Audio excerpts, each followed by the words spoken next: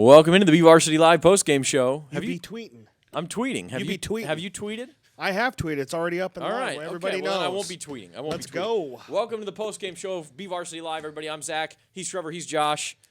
It's week 9. It's over. And the story of the night, there are 3 teams in the 3 major – actually, you could extend it to Bakersfield Christian, the SSL. There are 4 teams that are dominating the 4 Kern County major leagues right now, and they cannot be stopped. They've each got riding long league winning streaks. I'm talking about Bakersfield Christian in the SSL, not quite as long as the other 3. South High in the SEYL, Ridgeview in the SYL, and Liberty in the SWL. They all got challenged tonight, and they all pushed through and won another league game anyway. Yes. It's a lot of close games tonight. There was a lot of back and forth games, and those 3 I really think are the games of the night. Kind of, if you look at Ridgeview, what a seesaw battle against East, and I continue to give the Blades a tremendous amount of credit, but Ridgeview finds a way to win. South and Highland, South big lead. Trevor, you were at that game. Highland all the way back. South finds a way to win. Game I was at, Liberty and Garces are close for a while. Liberty pulls ahead. Garces storms back. Liberty finds a way to hold them off. They find a way to win. So 17 in a row in the SWL for Liberty. I'm not sure what the numbers are on the other leagues. I have to look. But it's somewhere in that neighborhood for the other teams, for South and for Ridgeview. South is at 11 right now in the SEYL, not counting what they did in the SYL the year before that. They did lose a game in the SYL the year before that. Yes, they did. So, but much that's like Liberty did the year before they went on the streak. That's where the 17-game win streak now. So, really impressive. Yeah, and then Ridgeview, I think, has got to be right around 12 or 13 in a row for league games as well. So those 3 teams are kind of controlling the leagues in Kern County. Still not out of the water. I think South and Bakersfield Christian have pretty much sewed up. South's at least a share of the SEYL. Yeah, South has their season finale next week against 1-8 Foothill. Right. So you got to figure that South is going to be a big favorite in that They'll one. win the outright title. Exactly. Their 4th consecutive league title, 3rd in a row in the SEYL. Bakersfield Christian, it's done and dusted in the SSL. They are the league champion with Chavez beating Kennedy. Every team in that league now has 2 losses, and Bakersfield Christian's undefeated with only 1 game remaining. They have a bye week next week. These words you speak are correct. So you are affirming. You are my yes man tonight. So, and then in the other 2 I'm running on empty. Still plenty of intrigue in those leagues. So Liberty held off Garces tonight. They're still going to have to deal with Centennial, rejuvenated Centennial, and Bakersfield in Week 11. And then Ridgeview is going to have to tangle with Tehachapi and Independence, probably its toughest 2 league games coming up in the next 2 weeks. So, but there's still one player that we have not talked about tonight who has been absolutely fantastic the last 2 weeks. That's Elisha Ortiz from Stockdale. Ortiz. Yeah. 297 yards, 5 touchdowns tonight as the Mustangs clinch a playoff berth because they have a school-imposed sanction that says they have to be 500 better in either league or overall. This is the 5th win of the season for the Mustangs. So Elisha Ortiz obviously did not want to end his high school career without making the playoffs. Now the Mustangs do. Yep, 5 touchdowns for him tonight. Let's get to it. 297 yards. Let's go to the first game on the list. That is Liberty and Garces. That was your BVarsity Live game of the week. The final score, Liberty 33, Garces 27. This looked like a close game. Then it looked like a Liberty blowout. It was 24-7. Then Garces comes roaring back and actually had the ball with 3 minutes left and all 3 timeouts, down 27-20, and threw an interception. Liberty goes up 33-20, and then Garces goes down and scores again and didn't get an onside kick in the end. But here we go, starting things off, play-action pass. Joe Tobias finds LeBrevin Austin a 39-yard touchdown as Austin dives sideways inside the pylon there. An athletic play by Austin and a 7-0 lead for Garces. Liberty coming right back. Small freeze there, and this is Isaiah Hill rolling to his left, looking down the middle, and finding a wide-open Luke Fringer at the goal line to tie the game. It was tied 7-7 at halftime, a defensive struggle, and then in the second half, Liberty just started running it right at Garces, and it was Cameron Meek, who's healthy. He's been battling hamstring and ankle injuries, but not anymore. A 28-yard touchdown, and with Sam Stewart sprained ankle at halftime, it was the Cameron Meek show. 144 of his 168 yards in the second half. That made it 14-7. Josh Robertson was a big story for Liberty. His 2 longest field goals of the year tonight. This one from 41 yards had plenty of leg on it. Oh, Matt Alvarez was loving that. He was all over. Josh Robertson is one of his students. And so that made it 17-7. Second play of the fourth quarter, it's the Cameron Meek show again. Actually, that was the first play of the fourth quarter. He gets down to the 6-yard line on the second play of the fourth quarter. Coming up right here, you're going to see Cameron Meek again. And he was unstoppable, and really you got to give credit to that offensive line. Lahoda, Lindsay, Viveros. I'm going to miss somebody, but There's other guys on that Hidalgo? offensive line. Hidalgo, there you go. And Bray is the fifth starter. And so Cameron Meek a touchdown to make it 24-7. But after a big kickoff return by Scott Boylan, the Rams decide we need a touchdown quickly. Give the ball to Scott Boylan. Little swing pass. Scott Boylan secures the ball. And at this point, Matt Alvarez says he's gone, and he was gone. Matt Alvarez calls that one 50 yards later, 58 yards on the play entirely, and the touchdown for Garces. It's 24-13. Garces gets a 3-and-out. They get the ball back. Liberty's thinking it's a pass here. Oh, actually, this is to set up the touchdown, actually. A pass over the middle again to LeBrevin Austin. And now everybody's thinking a pass. It's 3rd down and 8 from the 9, and so Garces changes the play. Joe Tobias heads up, and he calls a draw play. And it is Isaiah Martin right up the middle for the touchdown. That cuts the lead to 24-20. No idea why Garces didn't go for 2 there with only 4 minutes left in the game, but it actually worked out because Liberty comes down and gets in field goal range, but then stalls. Garces still had all 3 of its timeouts at this point. Robertson again with the field goal to make it 27-20. Such a key thing to have. And then here, the first play of the ensuing drive, Trevor, Joe Tobias trying to make something happen. They do have plenty of time at this point, but under pressure he throws. And when you throw it around Johnny Balderas catches the ball. And Johnny Balderas caught the ball as an interception. And Liberty at this point could have run the clock all the way down to about 15 seconds.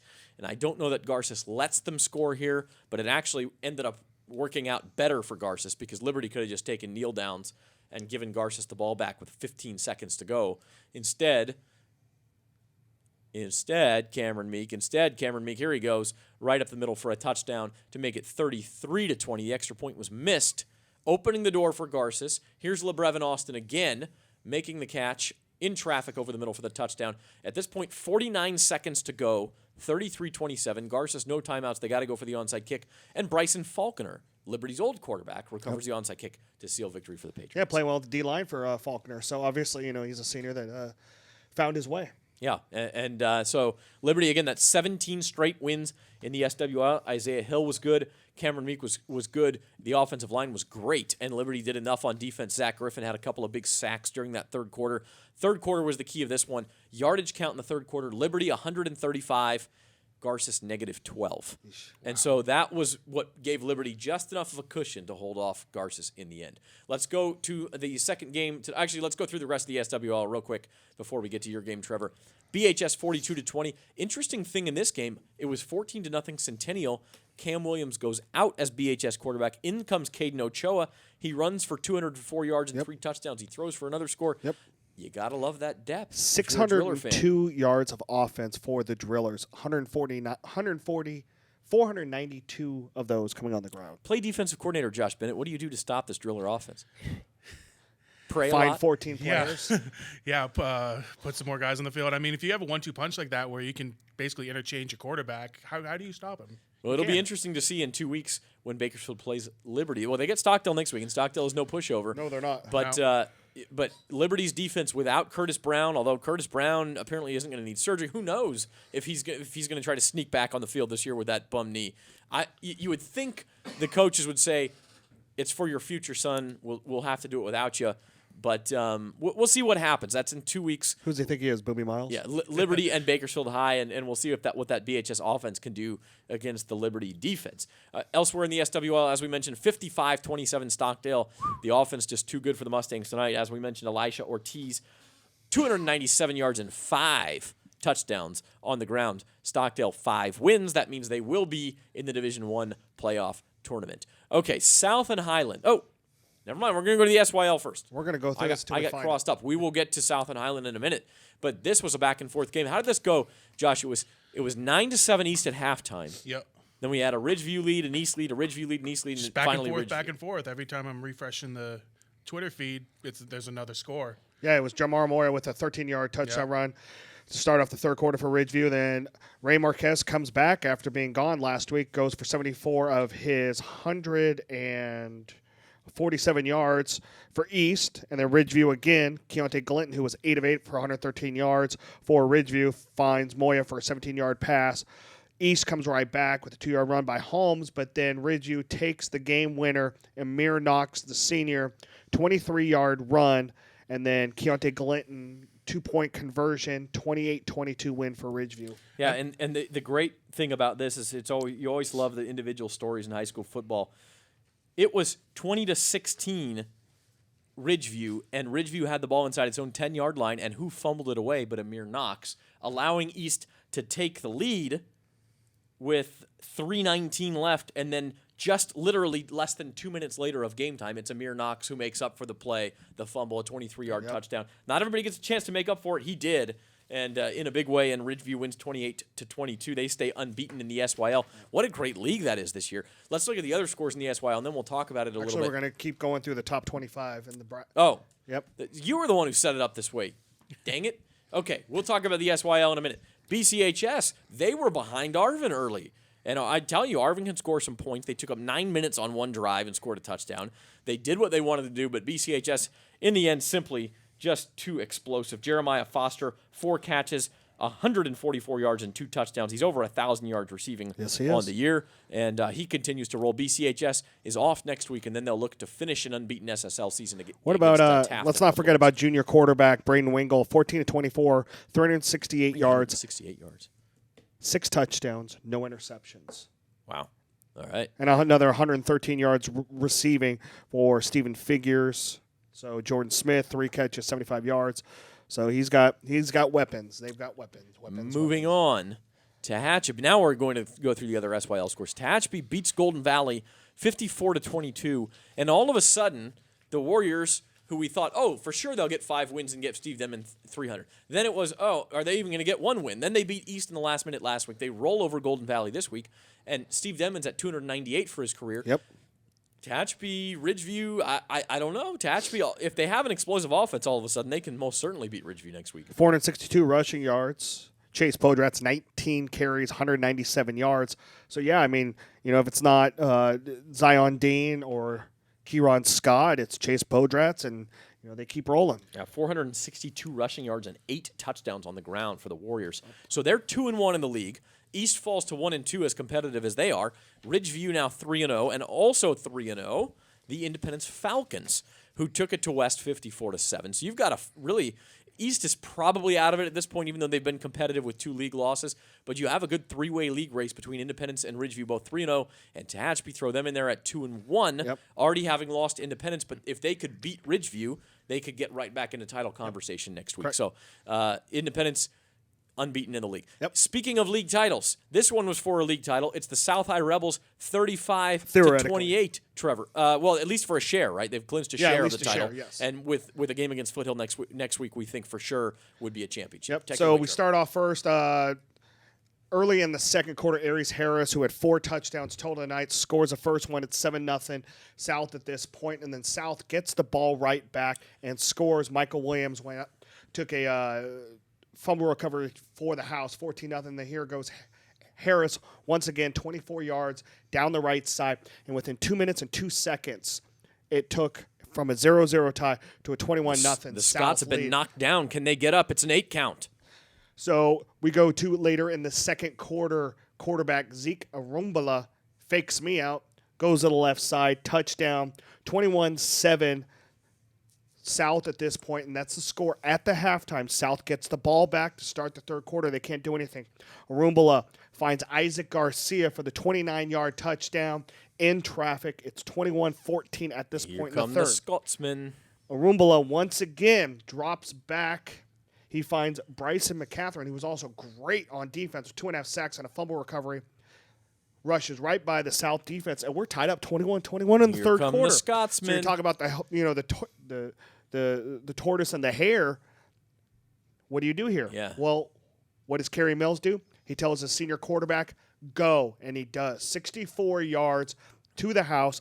It's 28-21 South. Sharp-looking Rebels uniforms. They really are good looking. Yeah. But Highland isn't done.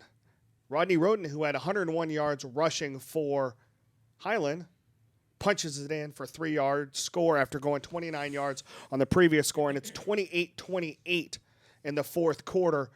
Aries Harris, watch this pass. It's tied 28-28, 6:28 left in the game. Drops back, finds Levi Garcia right over the defender, 35-28. Now, Highland's not done. They still have a chance. They drive all the way down to the 30-yard line of the Rebels with a 1:26 left in the game. This is 4th and 2. They got -1. Jared Carter, big-time stop. South basically punts it out. Highland had a chance for one more play. They tried to throw a haymaker. Didn't work. Game over. Jared South, Carter. 3-0. There goes Big that man. What an old open field stop. tackle. Oh, my goodness. That's 4th and 1 with a 1:26 left. They get that. Highland found a way to really kind of just run it down the clock. Rodney Ronan did a really good job. Gabe Johnson, other than that play, was doing a really good job. Zeke Arumbala, they ran a 3-quarterback set at different points, and they were running the ball, but that's a big stop for South. And, the Rebels are the kings of the Southeast And Assembly you League. got to beat the king to be the king, and Highland almost did it tonight. East almost did it tonight. Garces almost did it tonight, but again, the king's reign. And Josh, backstory here, you picked East and Highland to win those games, and we all kind of looked like you were crazy. About midway through the third quarter, I started to think, this guy's going to be right. I promised I was going to buy everybody milkshakes if you were right. I started to get my wallet out, But seriously, I think even in defeat, you give a lot of credit to those schools. Of course, yeah. They really perform well. Yeah, the Highland game most, I figured home game, probably the biggest game in school history even. And, I thought, why not now the chance to end South Streak, pick up that big school win, and they were close. And so, if it weren't for that haymaker in the second quarter, 21-0. Well, and the thing is, you talk what Josh is alluding to is since the school opened in 1970, Highland's never won a league championship in football because they've always been up against teams like BHS or Liberty or somebody of that nature over the years. But they're in the right league now with the neighborhood schools, and this was a chance for them to get that first one. I really thought going into the season that maybe they had the playmakers, but South always seems to find guys, and even though PJ Harris and Kyrie Johnson and Devin McCord are off playing college ball now, they found other guys to surround Aries Harris, and here they go again. Yeah, and what a cool game, a championship level game for a championship type game. Yeah. Let's move on. The other score in the SEYL. North High Stars. Yep, got the helmet. Show the helmet, baby. 47-20 over Miramonte. They get their second win in a row. North's 3-6. There we go. There's the Stars. Let's move on to the SSL, where Chavez rolls Kennedy 42-7 and clinches the SSL for Bakersfield Christian in the process. Weird league. I mean, it's hard to predict what's going on in this league. Well, like this one, too. Wasco plays BCHS so tough. And they beat Chavez. Yeah, and then Taft comes in off of a bye week. Lost to Chavez and lost to Shafter, turns around and beats Wasco. So Wasco and Shafter play in a couple weeks. Who knows what will happen in that game? Exactly. Anyway, Taft, when Robert Cozine plays, is a lot better. McFarland, a nice win. They beat Orange Cove for their first league win, 21-0. How about the Cougars' defense? That one in the East Sierra League. In the High Desert League, the Desert Scorpions are going to be league champs. They clinched a share of the title, 54-36 over Bishop. I talked about this yesterday. That's a tough place to play, and Desert got it done. They were up 40-12 at one point in this game. Rosemont beats Cal City 45-42. Shootout. Wow. And Trevor takes a lead on me in the year in predictions because I'm better than you. Because of Rosemont. Okay. Thanks, Rosemont. Oak Hill's 61-7 got ugly That's for a Burroughs very, tonight. very really, good. really good team, and Burroughs could not compete tonight. Boron 49-0 over Mammoth. If I recall correctly, following updates on this, it was 21-0 within like 5 minutes. If that. And then Boron, I think, just kind of coasted. I thought it was 49-0 at the half. It probably was. Moving on here, do we have any other scores? 8-man scores. Trona 50, Maricopa 40. So Maricopa, a good run against an undefeated team, but they fall by 10. And that's it, I believe. Yep, and then we obviously had the Delano 44-27 win over From Monache from last And night. a big win for Delano. Yep. A big win for Delano. Okay, gentlemen, That's our final first thoughts. EYL win. Josh Bennett. In like 3 years, it's their first Yes. EYL Yeah. win. Okay, go ahead, Josh. With playoff time coming, you kind of have to figure out, especially with some of these teams with the injuries, some of these younger guys filling in, they're going to be experiencing playoff ball for the first time, and you kind of need to figure out what kind of mindset they're in going into these games, because playoff football is completely different than non-league or even league games. And also, just a quick upset, Buchanan actually beat Clovis tonight. That's a good point. Yeah. So that helps BHS's chance at a one seed or top seed in the D1 Or Liberty. or Liberty or If Clovis Anyone West were to beat Central next week, and they're underdogs, don't get me wrong, but if Clovis West were to beat Central last week, they would win the track. And don't forget, Liberty has a win over Clovis West. So then whatever happens with the SWIL winner, Not saying they're going to definitely get the 1 seed because Central has a win over Liberty, but they would be in the conversation, and I would think would at least get a number 2 seed in that situation. Yep. Makes it interesting. Trevor? I got 2, but I'm going to go with the 1 because I know you're going to go with the other. When you talk about playoff teams and guys wanting to get to the playoffs and really kind of taking the team on their backs, that was Elisha Ortiz tonight. 297 yards, 5 touchdowns. The guy's got a lot of pride. He really wanted to get in the playoffs here in his final year, and he did that tonight. He kind of put the Mustangs on his back. They beat Frontier. They got that 5th win. They're going to go to the playoffs. He's a guy that can really kind of take over a game. And, we saw points in the season where he wasn't, and then he did the last 2 weeks, especially in that game last week where he had 250 some odd yards in the loss to BHS, and then they come back and they do it tonight. It's incredible. Lost to Liberty. Liberty, sorry. Yeah. Give me your other one because I have about 3, so I'll go to another one if you take it. My other one really kind of, you have BHS and Liberty kind of sitting on the cusp of this enormous game in 2 weeks now. Both teams are 3-0 in the SWIL, and if they can both get through next week, how big of a game is that game going to be, and why is it at West and not BC? It might well be. The short answer there is because BC has a home game. I know, but that's a stupid reason. It's not. That is actually the one legitimate reason that field could get torn up. But anyway, we'll see about that. They play 5 times. There's a possibility. Play a 6 game. There's a possibility that it will change and move to BC that Friday night, November the 11th. Obviously, we're getting ahead of ourselves, but I don't care. Now, here's my point, and again, I've said it before. You got to beat the king to be the king, and tonight the Kings won, but Ridgeview and Liberty are by far not out of the woods. You mentioned Liberty BHS looming in 2 weeks. Ridgeview still got Tehachapi and Independence in the SYL. That is not going to be Neither easy. of those are gimmies. No, especially if the same Ridgeview team that showed up tonight shows up then. That's a loss. But let's go back to this Ridgeview East game. This is as much on East defense as it is on Ridgeview not playing the way that they played last week against West. Yeah, absolutely. You got to give East all the credit in the world. Yeah, this is a really good team that's now 7-2 that could easily be 9-0 because if Ray Marquez plays last week, they probably beat Tehachapi. Yeah, 2 last-minute losses. And then they're up late in this game. So, I mean, we could be against talking about Tehachapi, a 9-0 East team, and that's an incredible feat, but now they're 7-2, and it doesn't matter. It's a good team over East. They could do some damage in the playoffs. They are a very good team, and they will do some damage in the D3 playoffs. Real quick, section-wide, this was my other point. Buchanan beats Clovis. Clovis West beats Clovis East. Sanger beats Edison. And then the upset in Division 2, El Diamante beats Redwood.